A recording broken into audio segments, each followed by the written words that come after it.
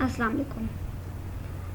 आज के लेक्चर में हमने जो लास्ट लेक्चर में एक्सरसाइज के क्वेश्चन स्टार्ट किए थे, जिसमें हमने solution of system of linear equations पढ़े थे बाय न्यूमेरिकल मेथड, जैसे गॉस सीडल हो गया और जैकोबी मेथड। उसकी एक्सरसाइज के हमने क्वेश्चन नंबर 14 से आगे एक्सरसाइज कंटिन्यू करनी है। क्वेश्चन नंबर 14 है हमारे पास, solve the system using Gauss Seidel method.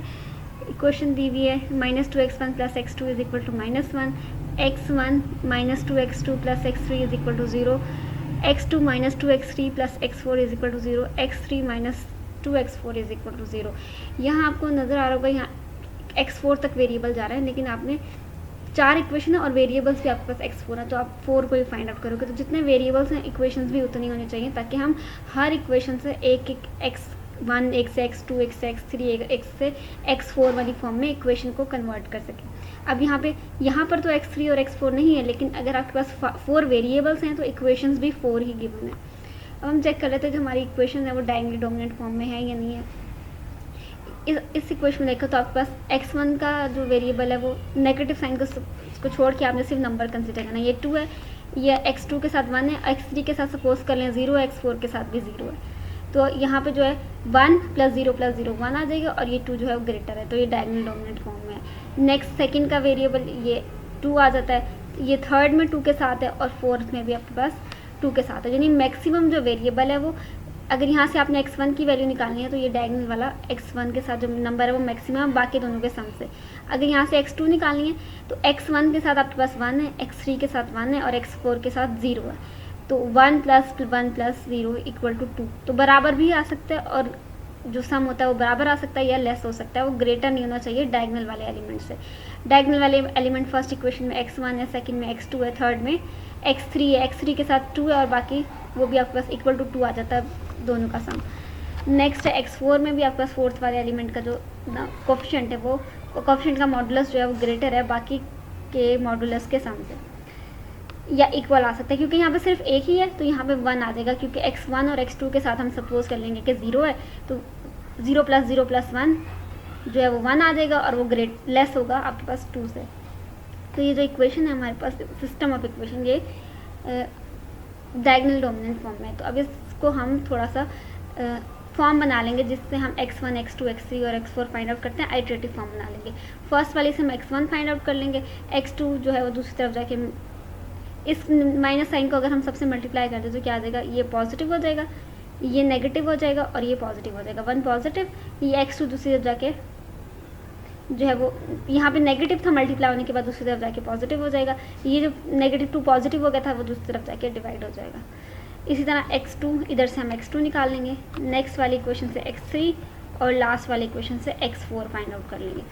अब हमने करना है क्या, फर्स्ट वाली इक्वेशन में क्योंकि x2 की ज़रूरत है, और x2 अभी इस जैसे k+1 आइट्रेशन अगर हम सॉल्व करें तो x1 से पहले तो x2 नहीं निकल सकता, तो x2 का जो हमने लेना है वो k पे लेना है।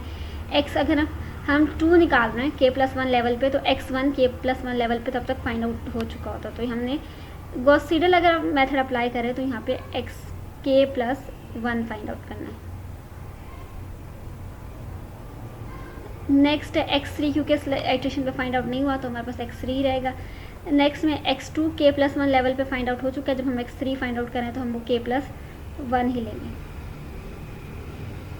और x4 जो है वो आपके पास kth लेवल पे आएगा क्योंकि वो फाइंड आउट नहीं हुआ। x4 जो है वो हमने x3 को यूज़ करके, क्योंकि इस इक्वेशन में, जिस इक्वेशन में x4 फाइंड आउट करना है सिर्फ x3 है, और x3 फाइंड आउट हो चुका होगा, तो यहाँ पे हमारे पास k+1 लेवल पे x3 आ जाएगा।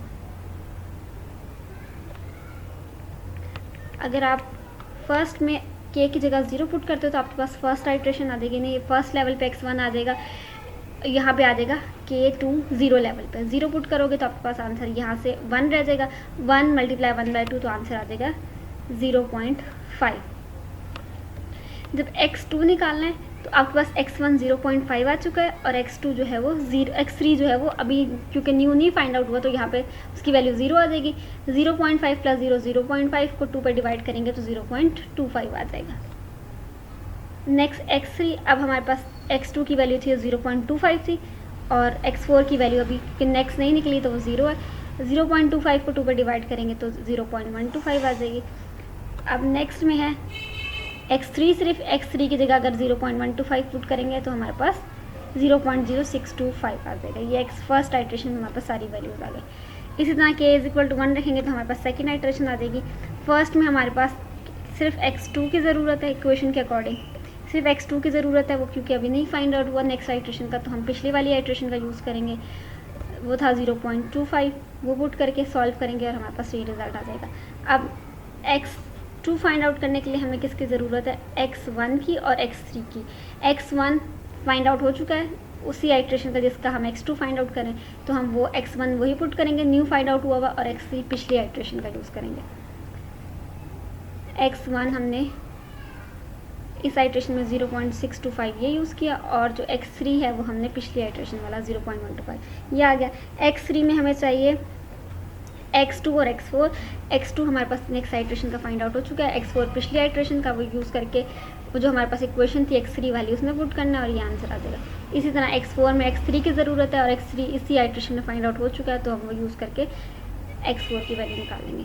इसी तरह हमने नेक्स्ट जब k2 पुट करेंगे तो हमारे पास थर्ड लेवल पे आइट्रेशन आ जाएगी।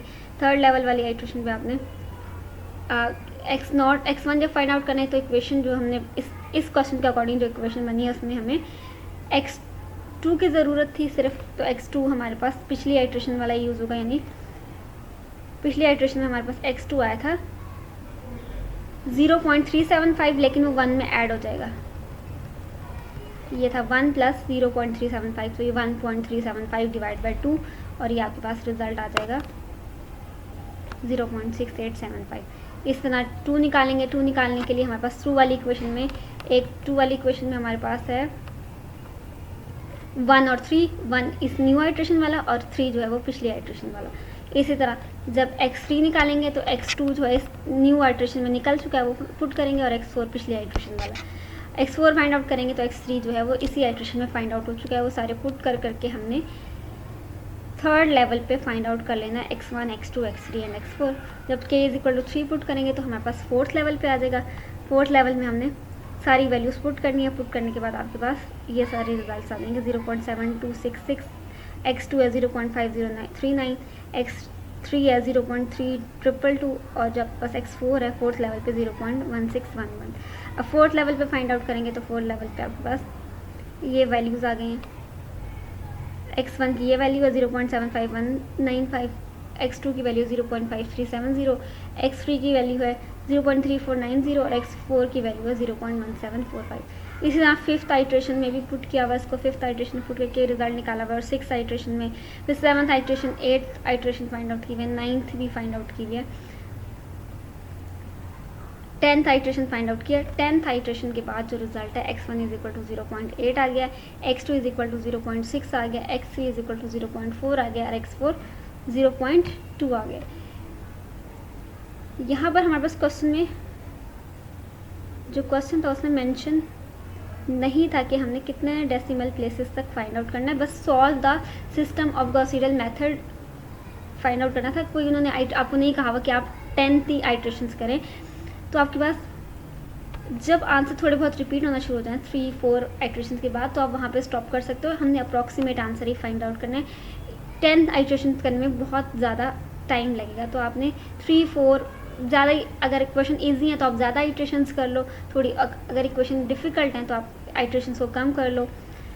और आपके पास जो रिज़ल्ट है ये रिपीट होने के बाद अगर आप 10th आइट्रेशन पे देखो तो आपके पास आ रहा है 0.7961, 0.59, तो 79 ऑलमोस्ट 0.8 के इक्वल है, ये 0.59 ऑलमोस्ट 0.6 के इक्वल है।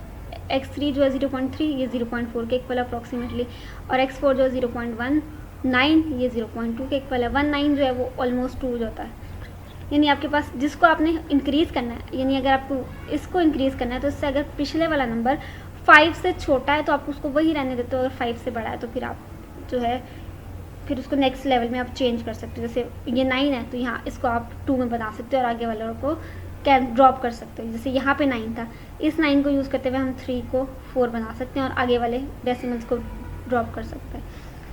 तो ये हमारे पास 10 आइट्रेशन थी, इतनी सारी आइट्रेशन करने की ज़रूरत नहीं है। आप 3-4 आइट्रेशन, क्योंकि इक्वेशन ऑलरेडी 4 है तो आपके पास क्वेश्चन वैसे भी बड़ा होगा, तो आप 3 या 4 आइट्रेशन करके उनका रिजल्ट निकाल सकते हो।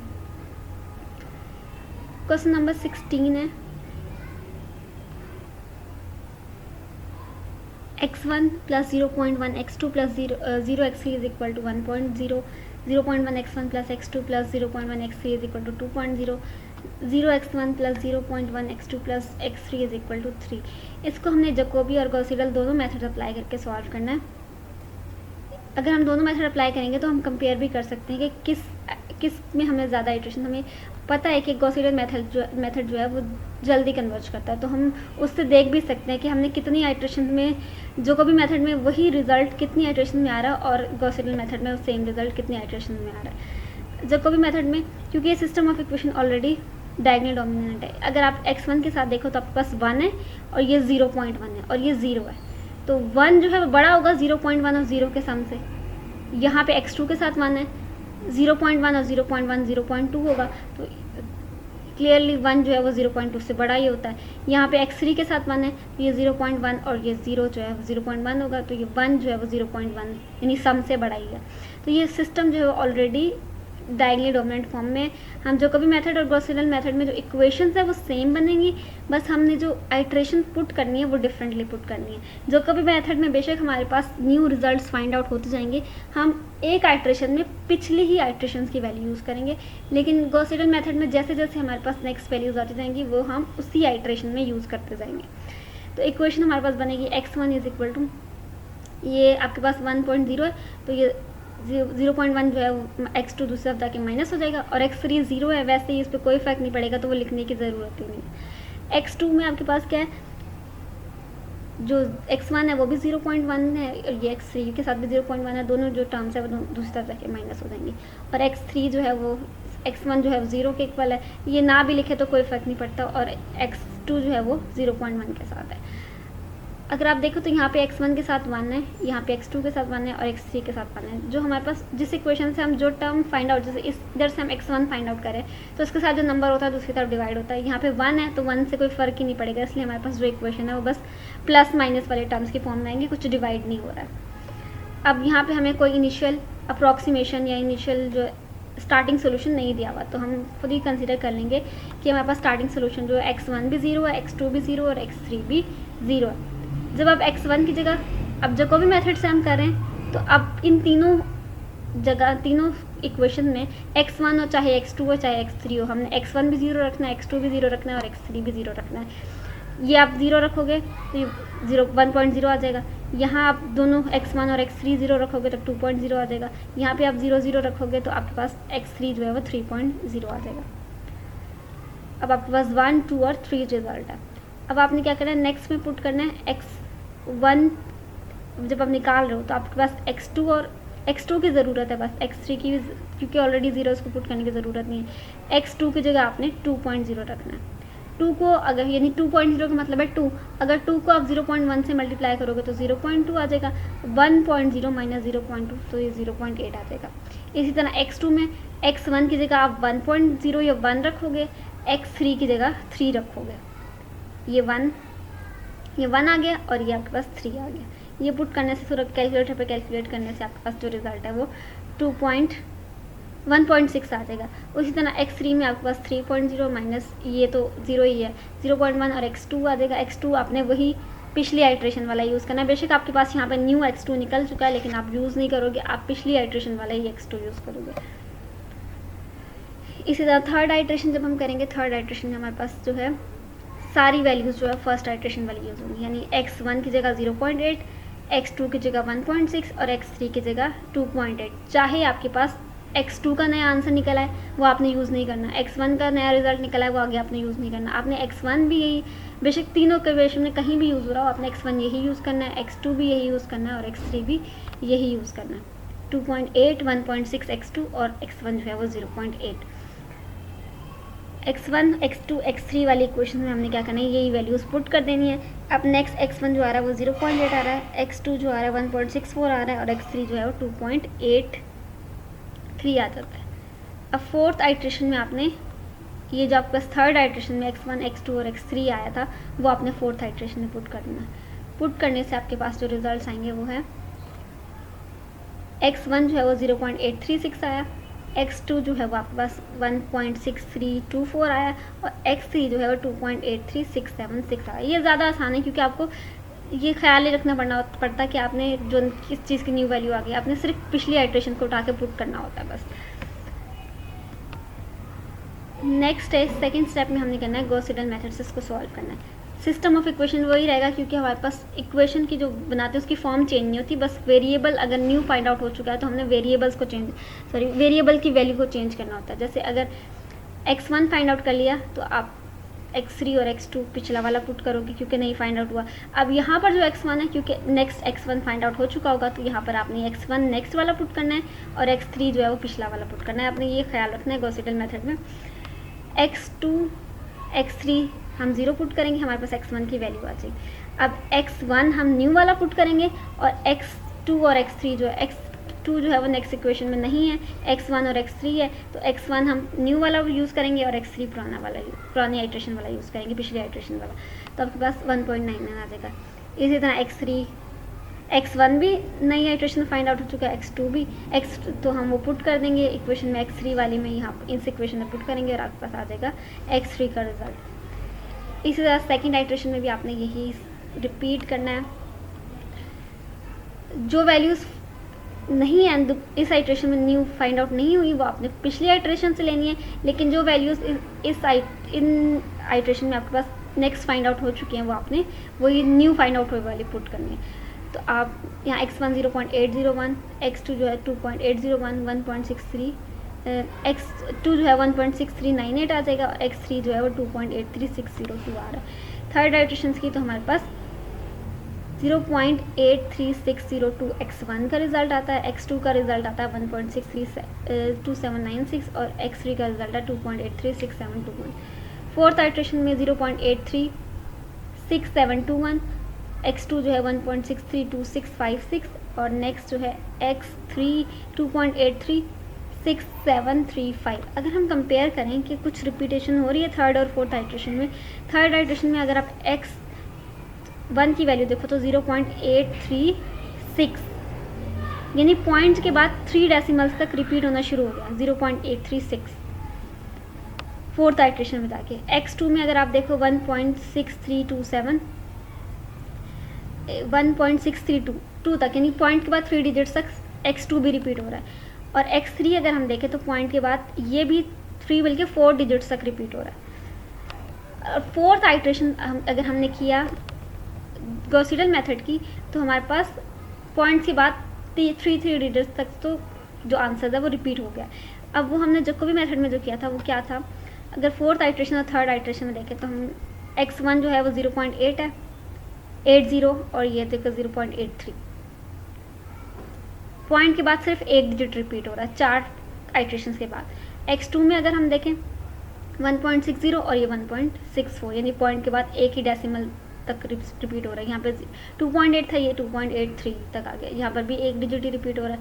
तो सेम नंबर ऑफ आइट्रेशंस करने से जहाँ हमारे पास जैकोबी मेथड में पॉइंट के बाद एक डिजिट रिपीट हो रहा है थर्ड और फोर्थ आइट्रेशन में, वहीं हमारे पास गॉस सीडल मेथड में 3 डिजिट्स तक जो है आपके पास आंसर जो है वो रिपीट हो रहा है, डेसिमल तक, मतलब पॉइंट के बाद 3 डिजिट्स जो है वो सेम आ जाते हैं। तो यानी जैकोबी जो गॉस सीडल मेथड है वो जैकोबी मेथड से फास्टर है और वो आपको ज़्यादा बेटर रिजल्ट्स कम आइट्रेशन में देता है। और यही बेनिफिट है उसका कि जैकोबी मेथड जो है फास्ट कन्वर्जेंस देता है। यहाँ पर एक्सरसाइज जो है सिस्टम ऑफ लीनियर इक्वेशंस के जो हम सॉल्व कर रहे थे न्यूमेरिकल मेथड में, जिसमें हमने 2 ही मेथड पढ़े थे, जैकोबी और गॉस सीडल मेथड। ये हमें बस क्वेश्चन ख़त्म हो गए। अब जो नेक्स्ट चैप्टर है वो हम नेक्स्ट लेक्चर में स्टार्ट करेंगे।